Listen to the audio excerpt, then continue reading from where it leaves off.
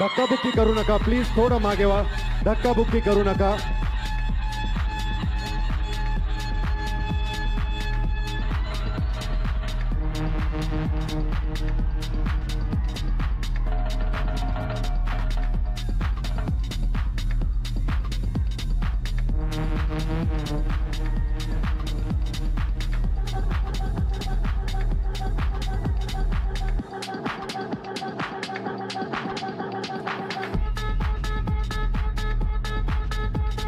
Shri Chhatrapati Shivaji stadium व खेळ संकुल याचं आपण इथे आता भूमिपूजन करत आहोत.